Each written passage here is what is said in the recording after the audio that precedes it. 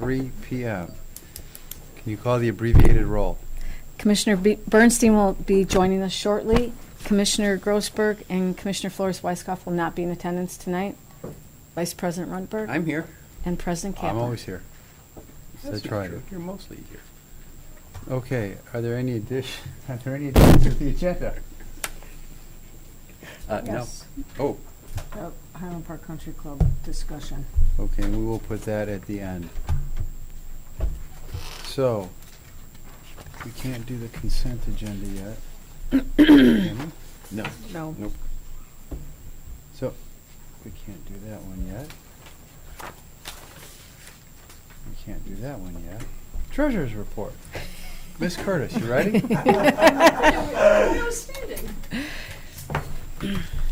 You knew I was going to get to you. Good evening, everyone.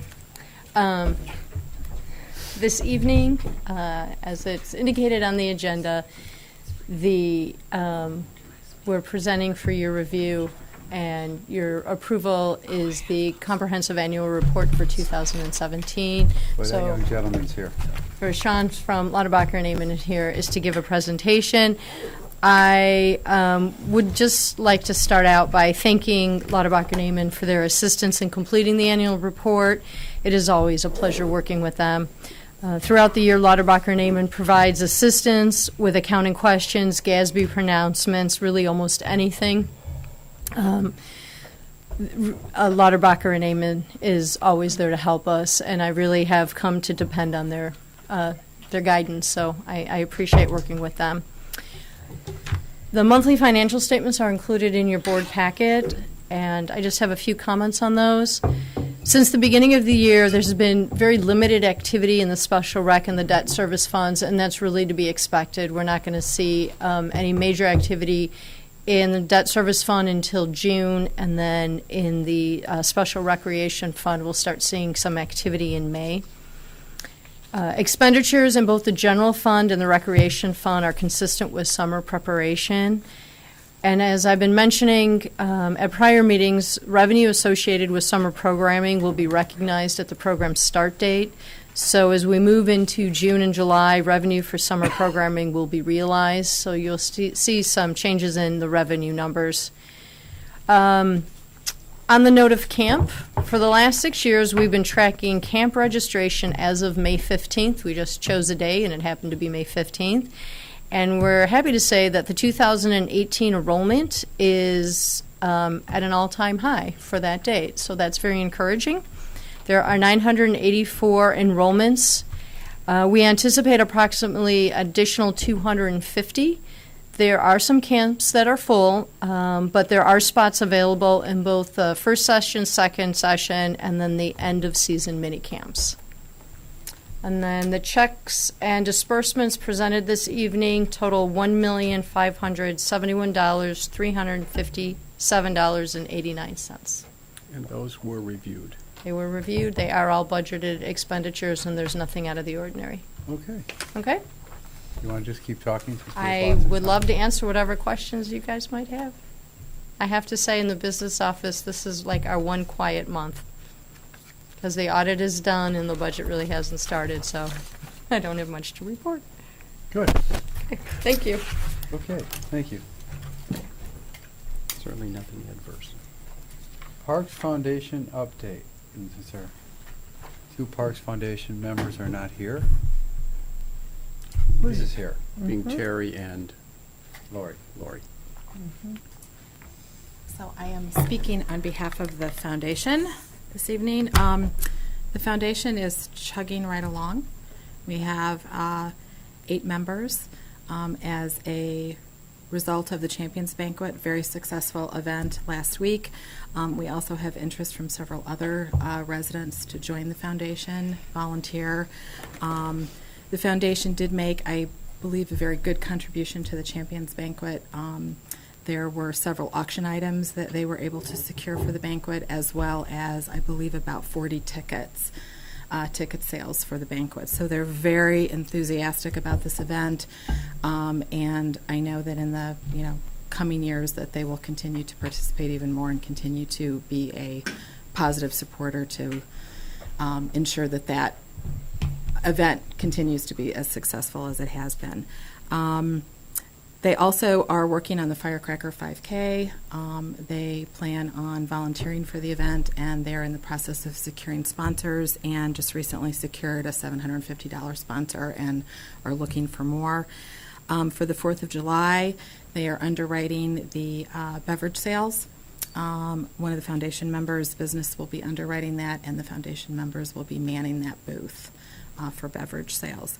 They're also in the process of securing financial software so they can bring all of the accounting processes and financial processes away from the Park District into the foundation, and also looking at donor management software. Like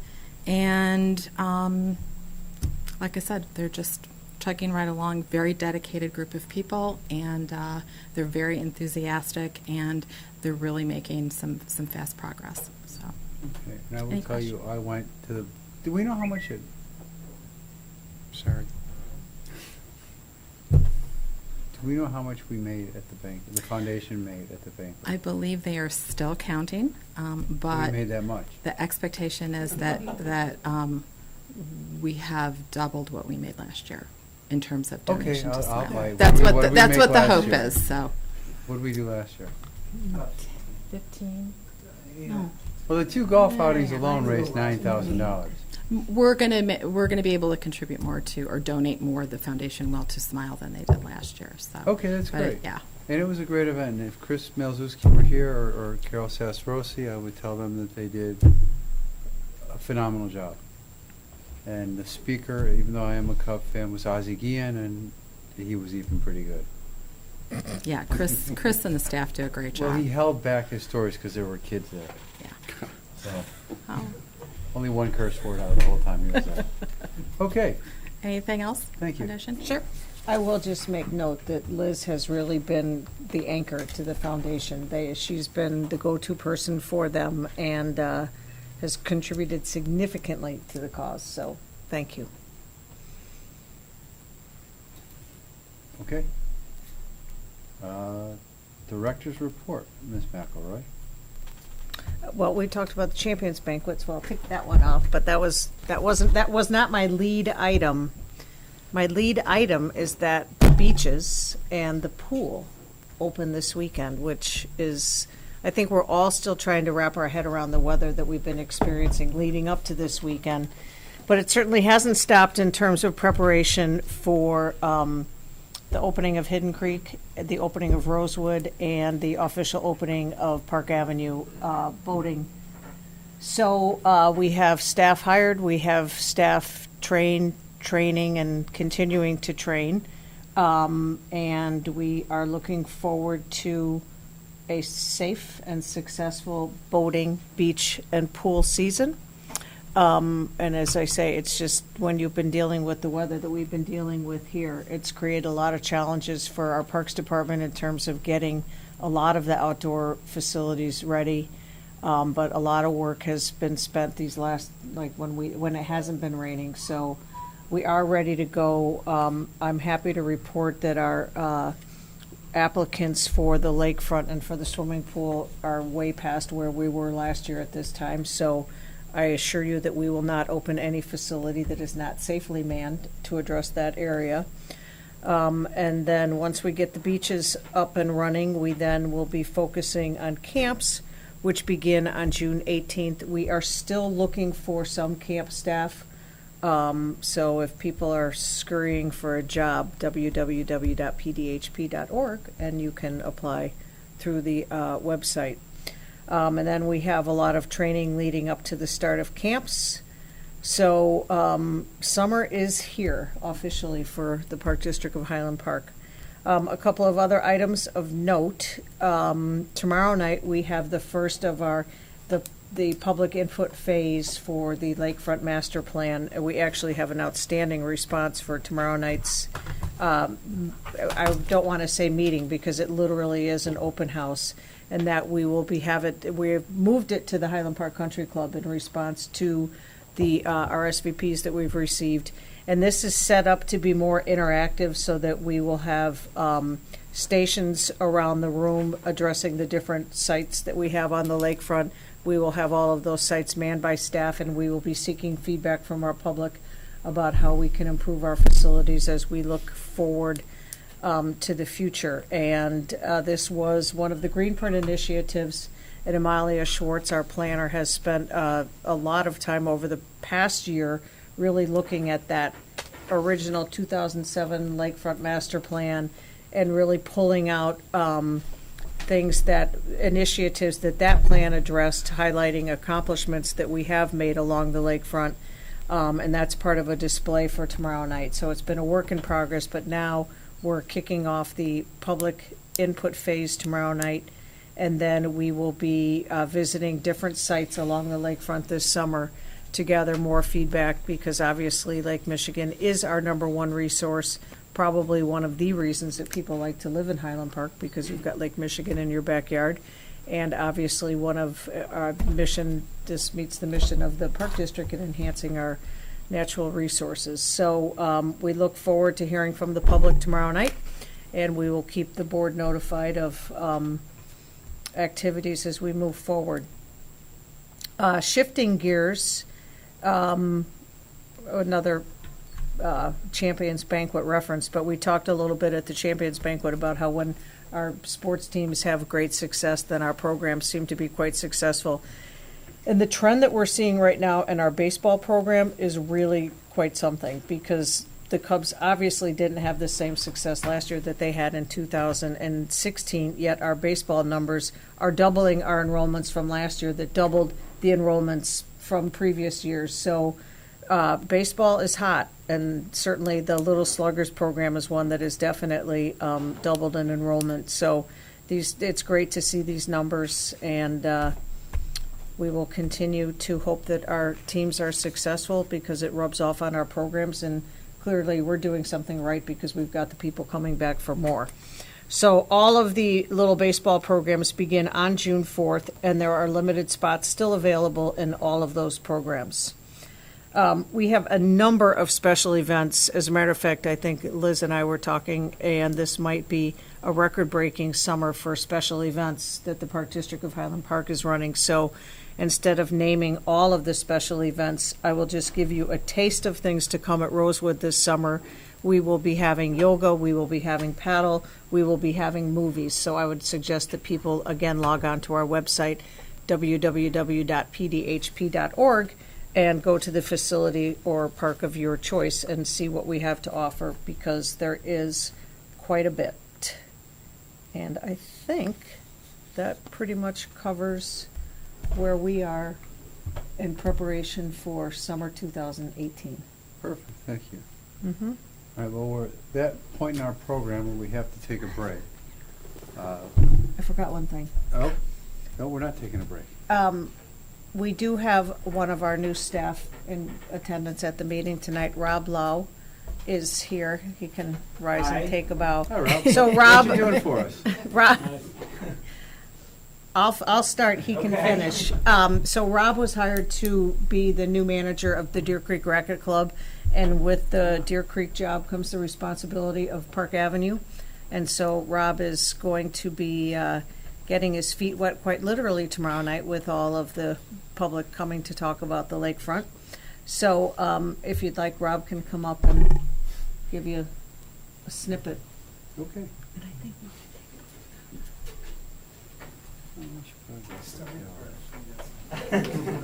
Well, what would you guys like to know? Basically, You need to sit and be at the microphone. That we do know. And please state your name and address for the record. well, my name's Rob Lau. I worked for 6 years as manager at Crystal Lake Racquet Club for Crystal Lake Park District. And before that, I was at Heritage Tennis Club in Arlington Heights Park District as the assistant manager. So I've been in this business for a while. I worked at some different clubs and camps and programs prior to that as well in tennis. The opportunity to come work for a place like Park District of Highland Park is very special. I'm flattered to be here. I'm honored to be here. It's a really exciting time to be joining the staff. There's a lot going on. and I'm looking forward to learning a lot this summer as I go along. It's been a really intense first 5 weeks because the beach is getting going. The club is open for the summer for the first time this year, so there's just been a ton of stuff to get acclimated to, and it's been fun, and thank you for allowing me to join your team. And we'll see what you say in 6 months. Yeah. The honeymoon is starting to wear off, and now reality's setting in, right? But that's a good thing. Welcome. So, Welcome thanks to a it. lot. Welcome and thank you. Thanks a lot. Okay. Do you want to have public commentary? We have one. David, I assume you're going to address the board tonight. Yeah. Do You you- want to hear me now? Well, do you want to, we can't go any farther until Commissioner Bernstein gets here and we have a quorum. I don't know if you want to wait and have more of an audience, or if you'd like to address us now, you're more than welcome. I can always talk to Cal another time. You know. I will leave that up to you. Or you should tell him you should talk to me. Do you want him to come? Invite him to the But- microphone. I will talk to my. You've got to come up to the microphone, your shoulder looks better.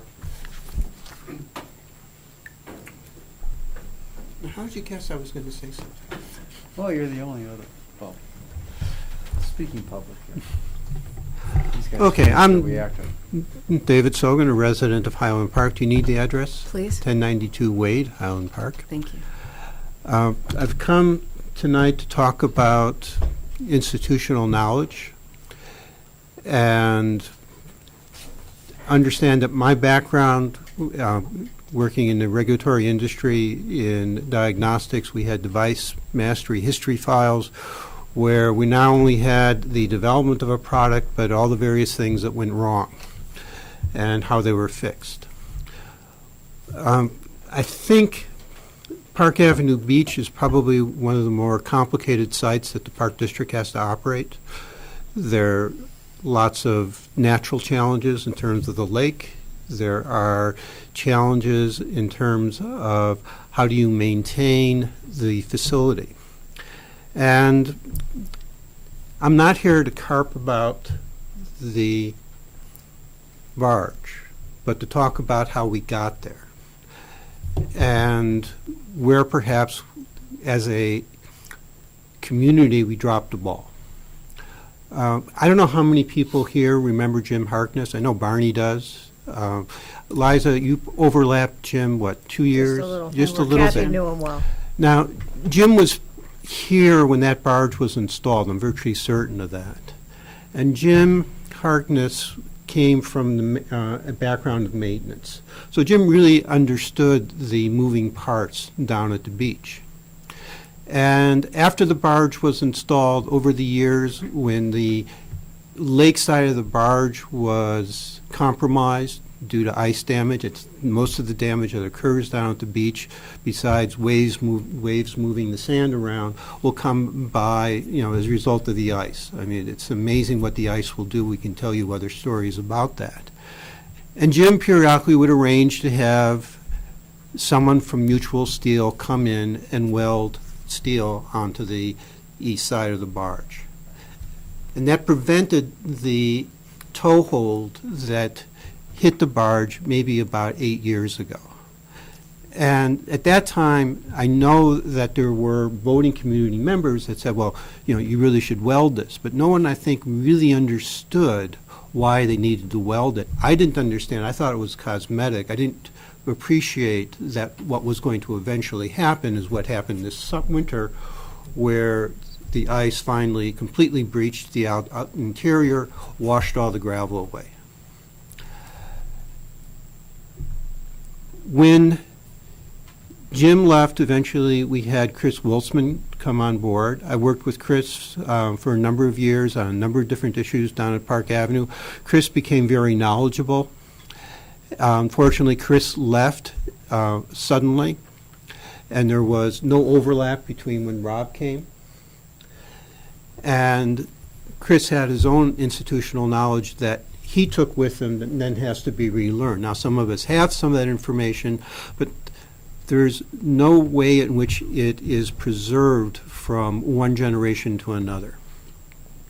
And Rob will tell you that recently I got involved, as I have been for several years now, with getting the buoys out, both at Rosewood and at Park Avenue. The reason I get involved because we'll get called to go chase after them, so whatever we can do to prevent the buoys from floating away is desirable.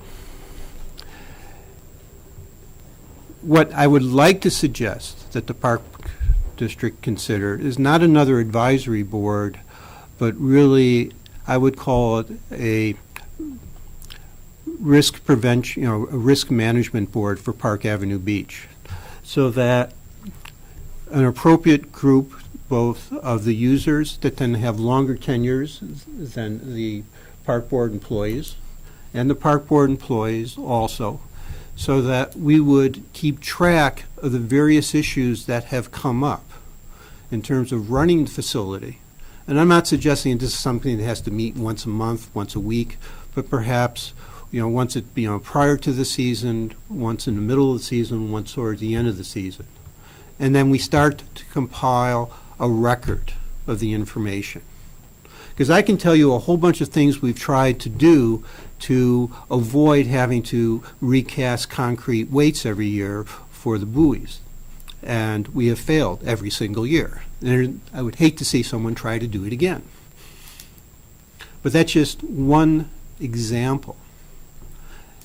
And in the end, perhaps we can avoid the kind of catastrophe that we've had this past winter by taking the appropriate measures much earlier on.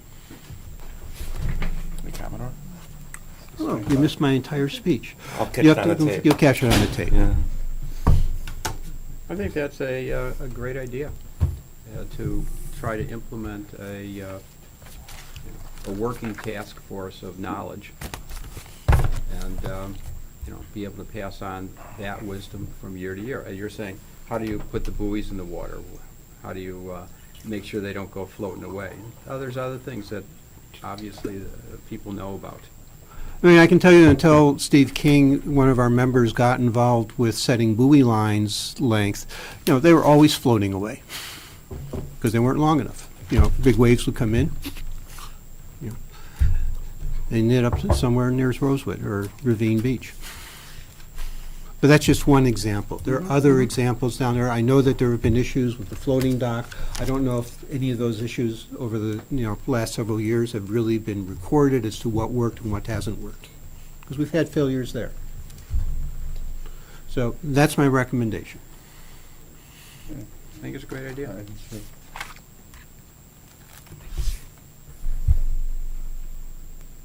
I'm done. I promise to watch the tape. Okay. Okay, so, Then you can take me out for coffee. okay, thanks. I owe you coffee.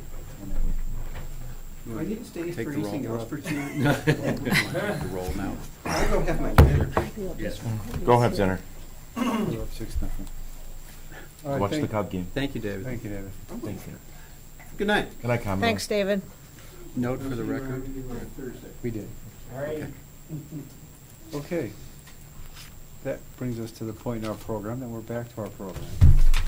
Hi, Cap. Hi. Highland Park won 9-0. So they play Thursday night against Warren. Excellent. Awesome. 4:30 Congratulations. I'd like to be there. at but Glenbrook North. The Highland Park 9-year-old Giants play. Okay. Bradley and I are coaching that game. Okay, now we're at our consent agenda.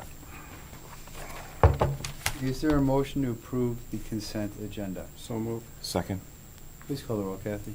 Commissioner Bernstein? Aye. Vice President Ruttenberg? Aye. President Kaplan? Aye. Okay, it's approved. Unfinished business, 2017 Comprehensive Annual Financial Report. Annette, would you mind reintroducing Sean? Or Well, actually you formally did- introducing him? You just did it, so. Hi, Sean. You get to be in the hot seat. Sean is here to present the comprehensive annual financial report for 2017. Just as a reminder, Ron from Lauterbach and Amen was at the Finance Committee meeting about a week and a half ago. So the Finance Committee has already reviewed the document. So Sean is going to give us kind of a higher level view. All right, Sean, have Oh, fun. yeah. Good evening. First, I'd like to start off. Ron sends his best. He sent me. I'm a manager with Lauterbach and Amon, and want to make sure that I thank Annette and her team whenever we're doing an audit. It can be intrusive in nature. We know that, and when we come out with a successful audit and we finish on time, it speaks volumes to the staff and how they help us. So. I have a few documents, the comprehensive annual financial report. I think everybody has a copy, as well as a management letter. Like Annette mentioned, Ron had already gone through this in detail with the Finance Committee, but what I like to do tonight is just kind of point out a few things that at the board level I feel would be important.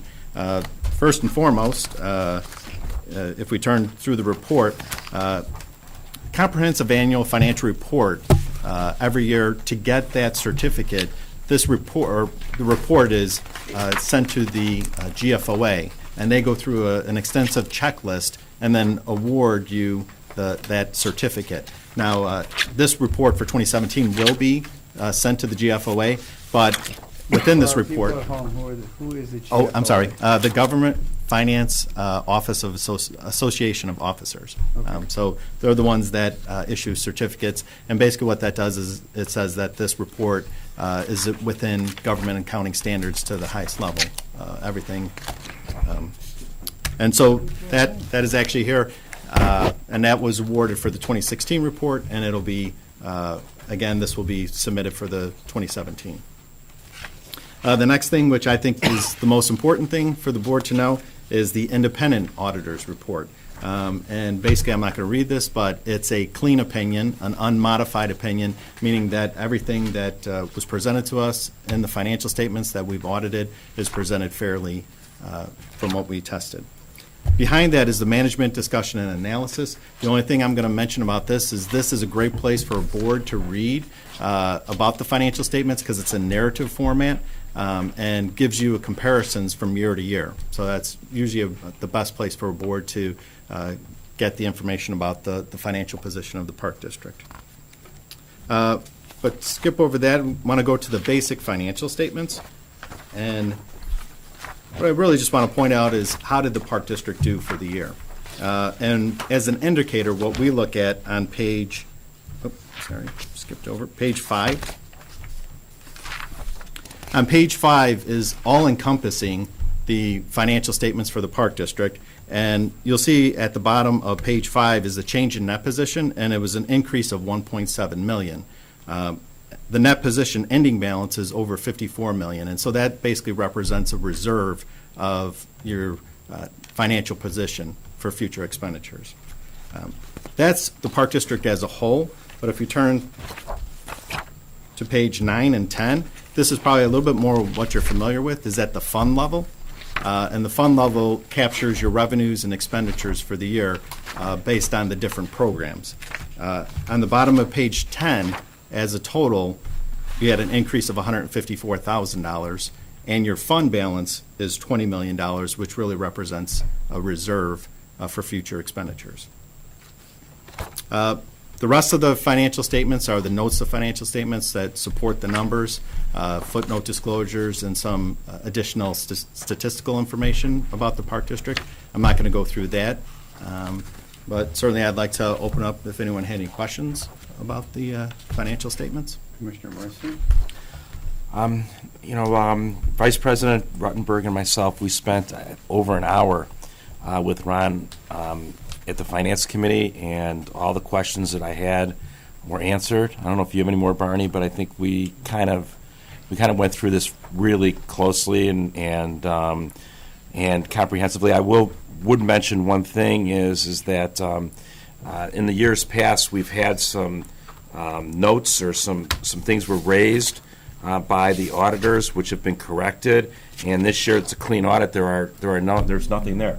No. And which is your reference to the management letter. yes, thank you, management letter. But I mean, in years past, there's been a couple things there that are not there anymore. So it's again, this is a testament to our staff in the finance department. So they do a great job. So I echo what Cal said, and we did, in the depth that we could, go through the various reserves and expenditures, and I thought it was very well explained, and I think we were both comfortable with it.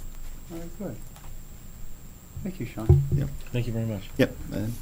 Thank you. If there's no other questions, No? again, appreciate your time and No, thank you. Thank you for coming. Missed my 30 questions at the finance committee. yes, yeah. Well, as I said to Ron, I hope you took care of that tough question. Yeah, exactly.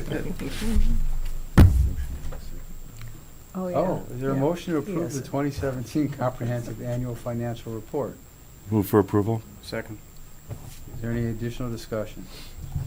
Can you call Commissioner the roll? Bernstein, Aye. Commissioner Ruttenberg, Aye.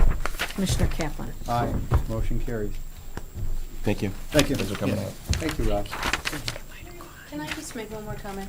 The audit will be posted on the website by the end of the week, so if anybody would like to look at it, it'll be there forever. Okay. Okay, next is the approval of the 2018 Sunset Valley Golf Club Cart Barn Parking Lot Car Charger bid. Good evening. Mr. Roman. Yes, I'm on full. Okay, so as you're all aware, the golf course at Sunset Valley was renovated last fall, and now we are in the construction phase of the clubhouse at Sunset Valley. And with those renovations, there are a variety of smaller projects that need to happen prior to opening in August. 3 of those projects we combined because they all require an electrical contractor to complete the work.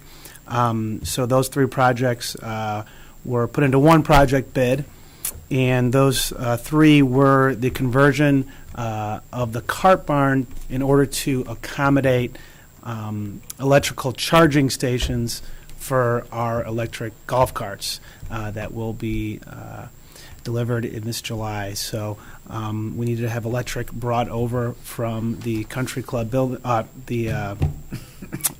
clubhouse building over to the cart barn in order to accommodate that electrical need. And then we also are installing parking lot lights in the parking lot to the south and to the east. And that is in effort to accommodate golfers who may stay for dinner after a round of golf, or even residents who want to enjoy dinner at our newly renovated clubhouse, which has an expanded kitchen and also a nice bar and lounge area. And also, if we have some off-season rentals, it could accommodate that as well, since it gets dark at around 5 o'clock in the off-season. And the third thing was to add car charging stations. There will be 2 car charging stations in the southern parking lot. This is really just a green initiative, a sustainable practice that we support and encourage the use of electric cars. So we bid this out, as I said, into one project, and that worked out to our benefit, specifically from a pricing standpoint. We budgeted close to $245,000 for combined these 3 projects, and as in the memo to the board in the packet, the 3 came out at a combined $137,828. So we're well under budget. That is just materials and labor. That's not the architectural or engineering fees, but even with that, we will be well under the projected budget for this project.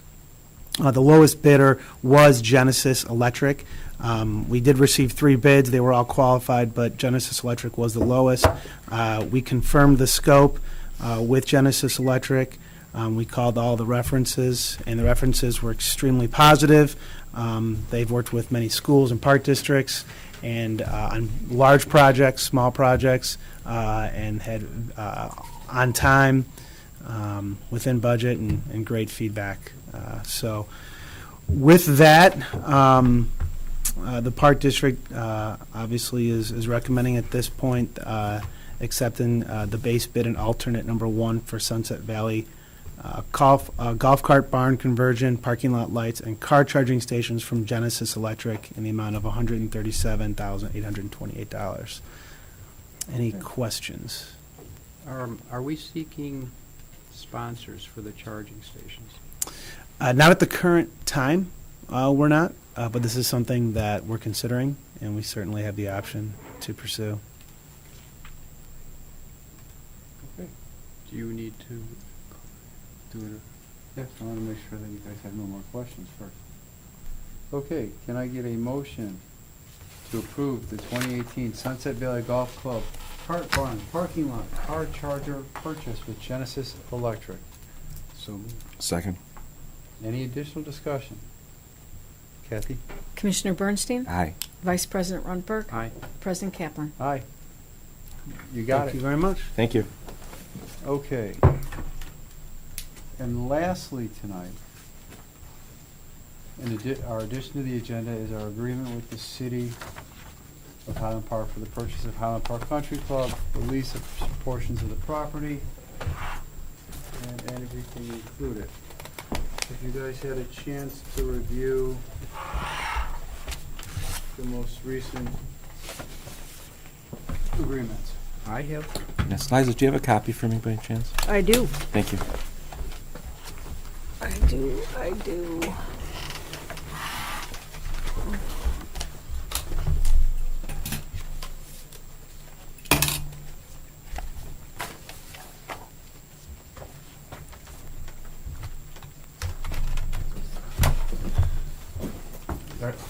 Okay. Thank you. These are with the most recent comments? Yeah. Okay. Dated May 17th. Okay. So, we're basically in agreement on everything, but there's 3 remaining issues. So, before our meeting on the 29th, I wanted to talk about the 3 remaining issues, get some direction, and all be on the same page. The easiest issue is the locker rooms.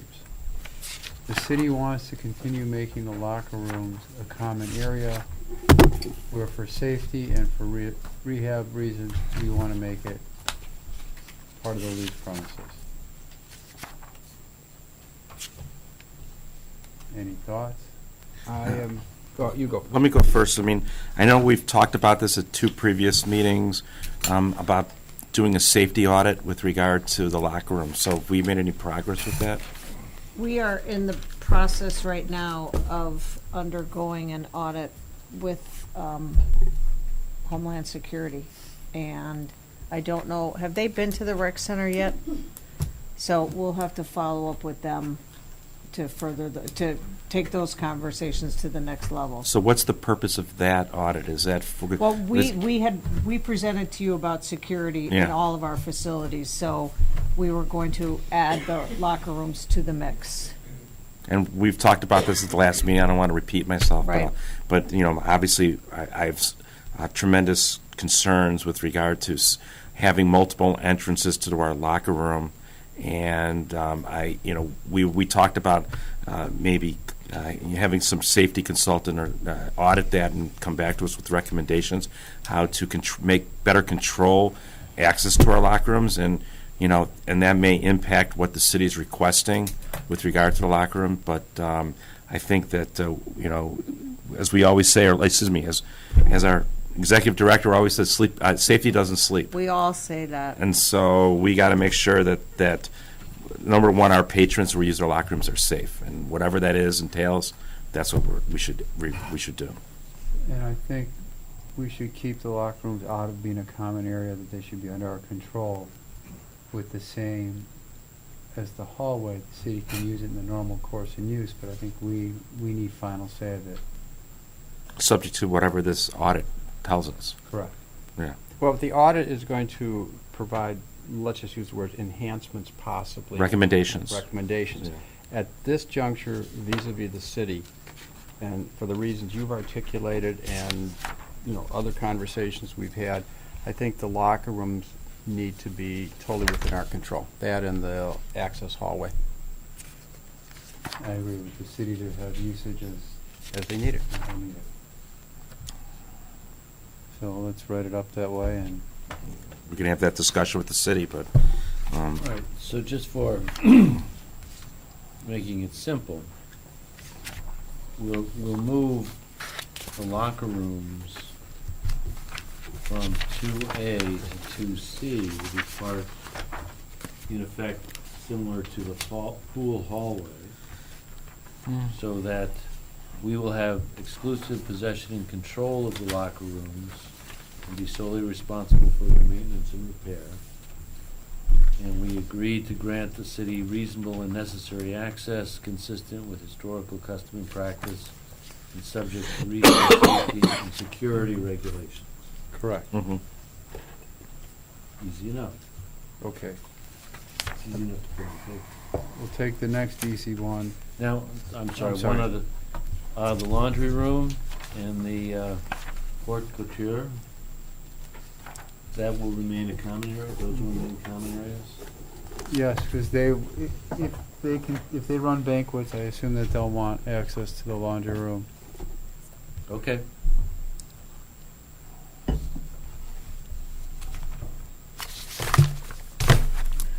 Okay, next is Lot 3.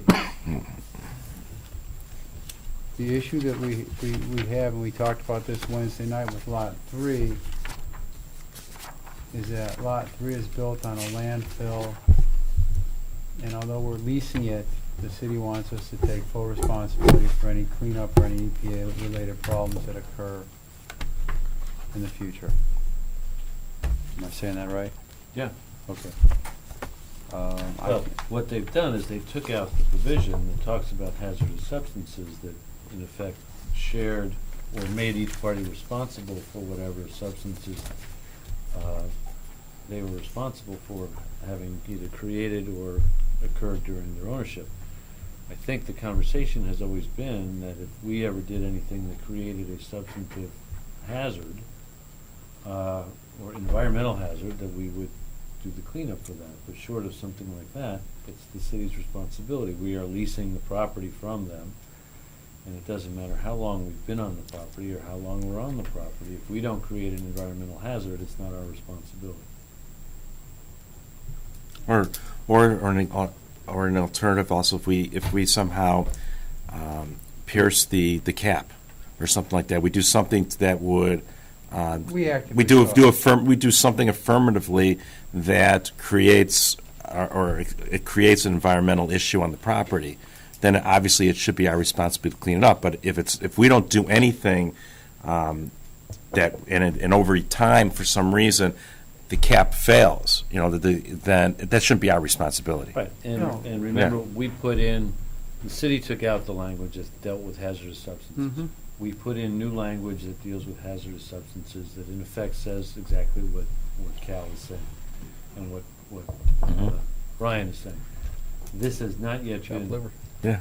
it's You not ain't said been, anything yet. not been submitted to the city, so we don't have a response from them about it, but it's essential that this type of language be in the agreement so that we're not stuck cleaning up the whole thing if we don't do anything. Yeah, I mean, we didn't construct it. We don't know anything about it. And I don't think it should be the park district and responsibility for maintaining it or cleaning it up if any issues come in the future. Right. Unless it's caused as a result of the park district's intentional act or our negligence. Yeah, and the language that is proposed, playing lawyer for a second, it's transferred to on or around the enterprise by the city unless caused by the negligent acts of the district. Negligent or intentional acts. So it says negligent, so Okay. you can say that. My only caveat or change I'd like to make, this says transported to on, under, or around the enterprise property. I'm sorry, this is paragraph 19. I'm with you. The words by the city, I think, need to be changed because I don't know whether they contracted with the third party. I don't know any of the history of the use of the landfill. So I don't want to get caught on, technicality that the city didn't do it, but a third-party contractor may have done it.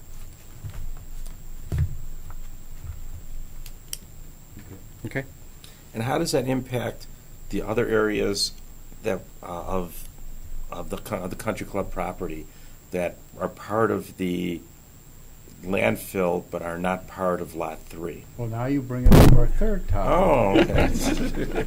Good thing we talked this afternoon. Okay. I wasn't part of that call. It wasn't. At least I was listening, Brian. So, what I realized the city put in additional language with respect to the purchase of Lot 1. Once again, Excuse me. For purposes of this conversation, for those who might not know, Lot 1 is basically the country club property. Lot 3 is, the driving range and the facilities on the west. Where the golf dome is, or the dome, and the mini golf. well, 1, 2, 6, and 7 make up what we're purchasing. Yeah. So, when we've had all these conversations and the city put in new language indemnifying themselves from any EPA-type problems on the portion we're buying, it led me to the question, is holes 13 and 14 that go up and down the hill, is that a natural hill or is that a landfill? And it's my understanding that that is landfill, So it's everything really west of the river. is landfill. Yes. And so the question that I had was, is that in fact part of Lot 3 or is that in fact part of Lot 1? And then it comes back to me to the same potential problem. Are we buying somebody else's problem with the environmental issues? We have a report. We know it's not that bad, for lack of a better word, but anything could change in the future and anything can happen.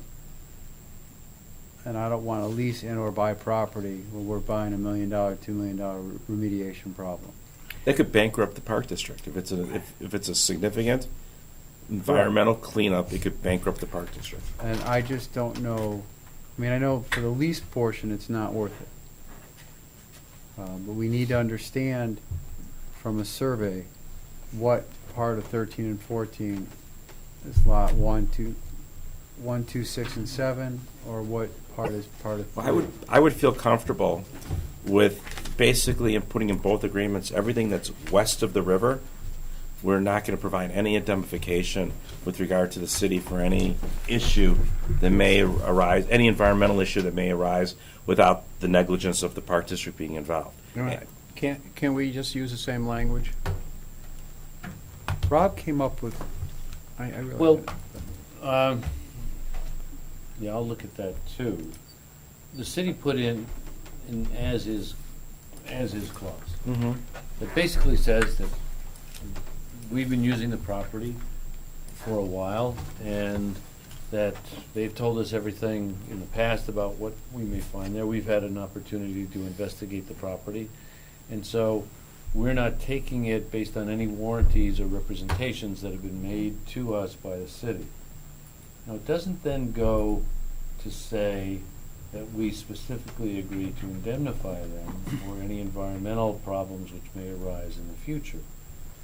However, to be sure, and this is clearly a belt and suspenders approach that should be taken with these documents, we recommend adding a sentence at the end of it would be the new section K on page 15 and 16 of the property transfer agreement.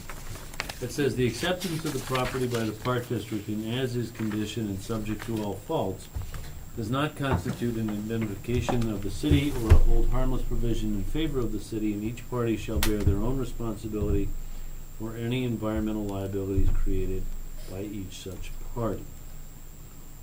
So this is specific language recognizing or identifying that the Park District will not be indemnifying the city for any environmental issues that might come up later on.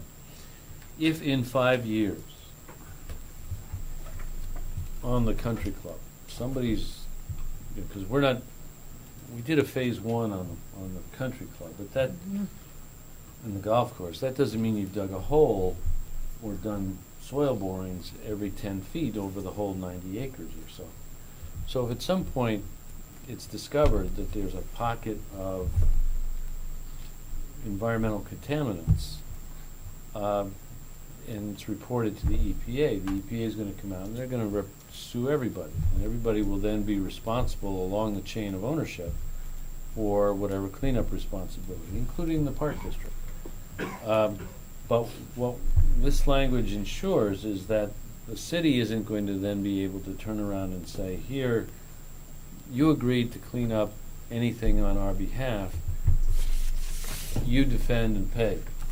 Because you're right, that could be a significant cost. And while it is going to be used as a nature preserve, the cleanup will still be in the millions of dollars, most likely. And so that's what we're protecting against. But Rob, why wouldn't we just use the same indemnity I'm- language? I'm trying to avoid as many conflicts, so sticking it something that's, well, two reasons. One,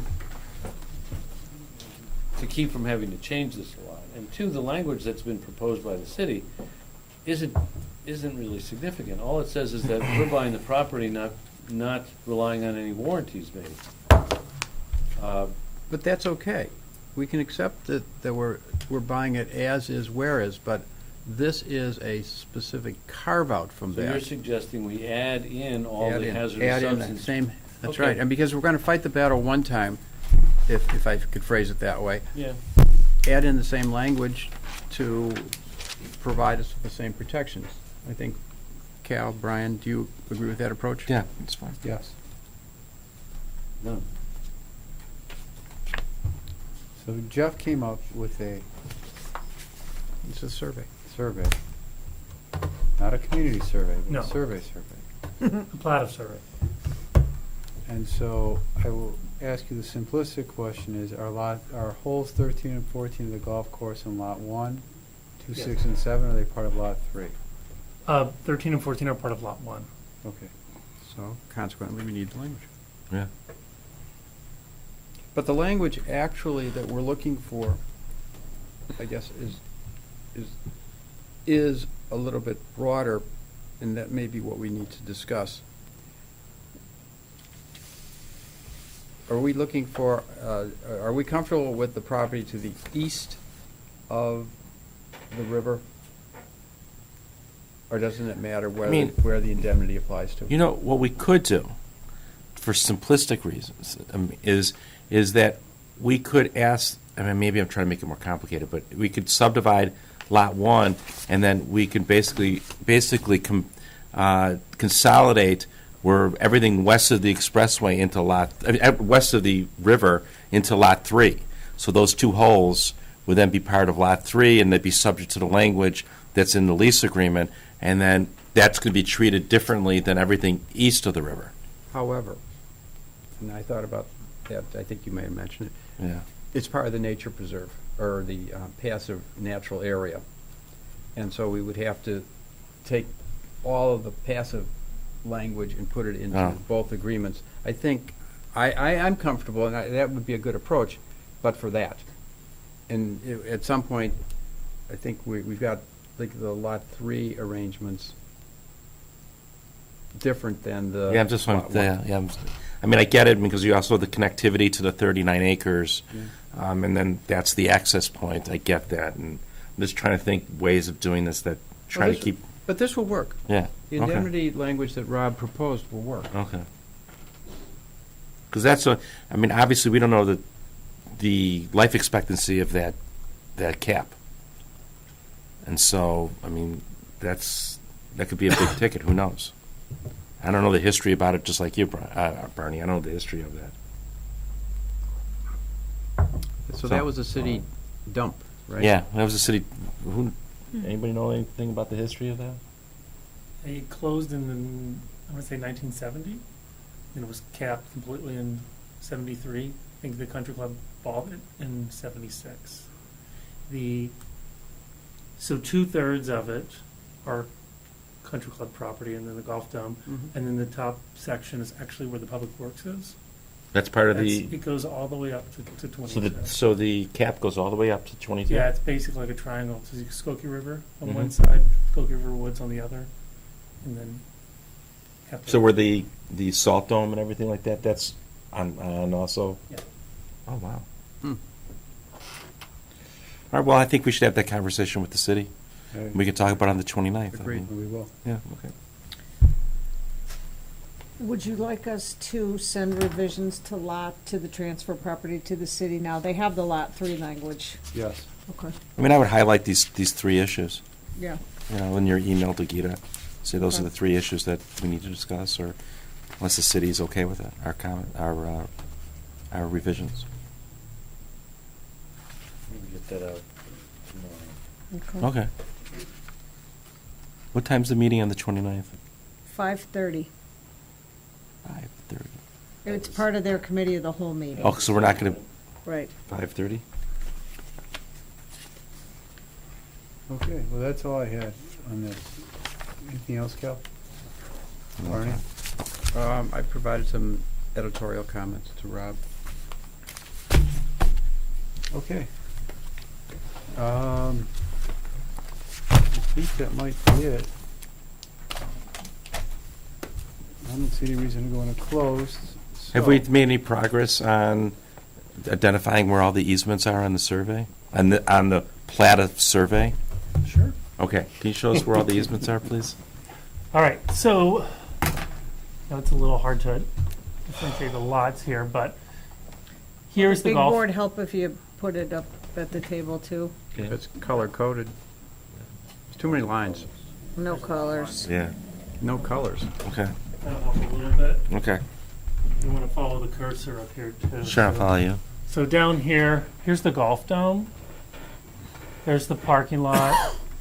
And this is the range. So this is all Lot 3. Lot 3, as well as all of Lot 1, is part of the conservation easement for the country club. Mm-hmm. So this section all down here. And then this is holes 13 and 14 that we were just speaking of.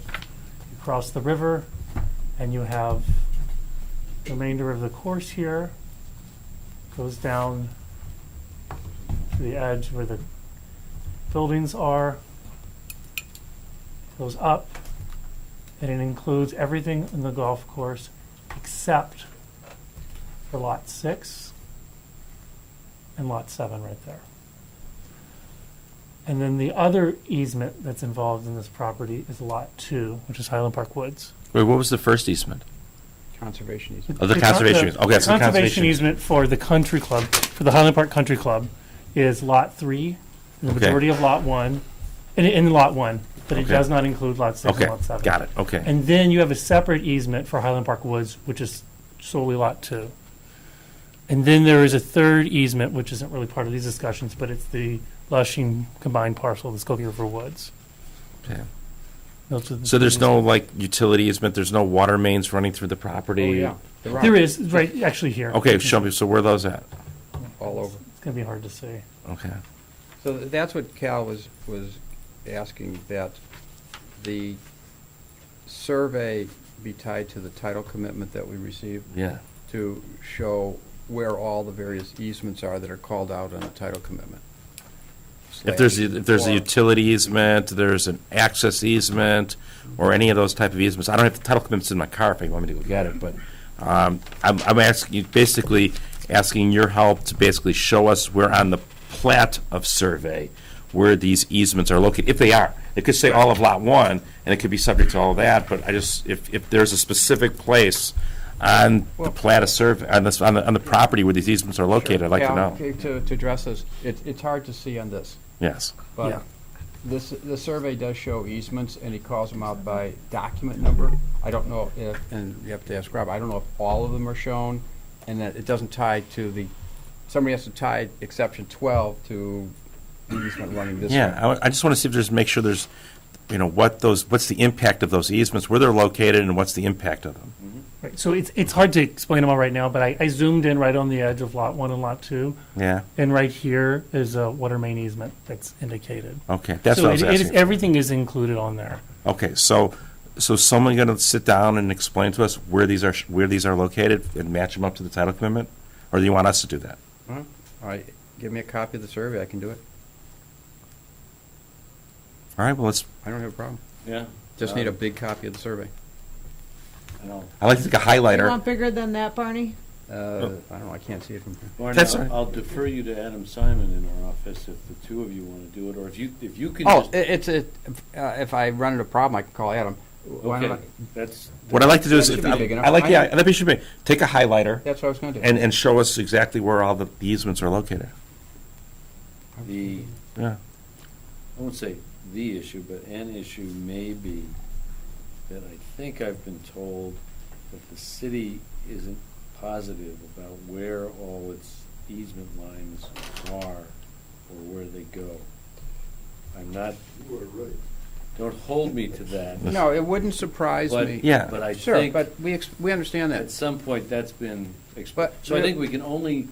These are the recorded do what- easements. Exactly. That's We can only exactly do what right. we do. There may be unrecorded easements, I mean, who knows? I mean, Hit a but- water main Yeah. sometime. Yeah. We hit a water main sometime. Sure, you know, Because we didn't know where it Cal, was. from your experience, you know that the water main's supposed to go over that way, but they moved it over here because there was a tree in the way. So we'll do the best we can to Okay. coordinate the title commitment that shows, you know, the gross of them with survey. And Jeff, that size is fine, I can Yeah. do that. Yeah.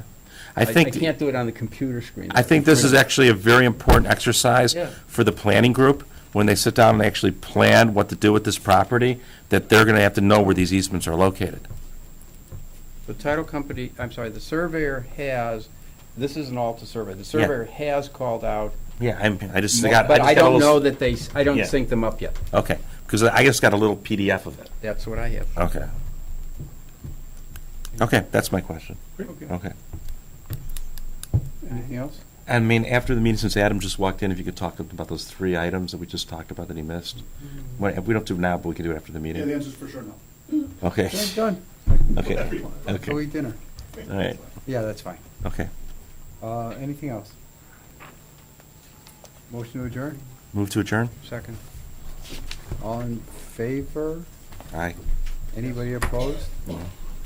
Thank So you. we're adjourned at 7:05. I'll be right back.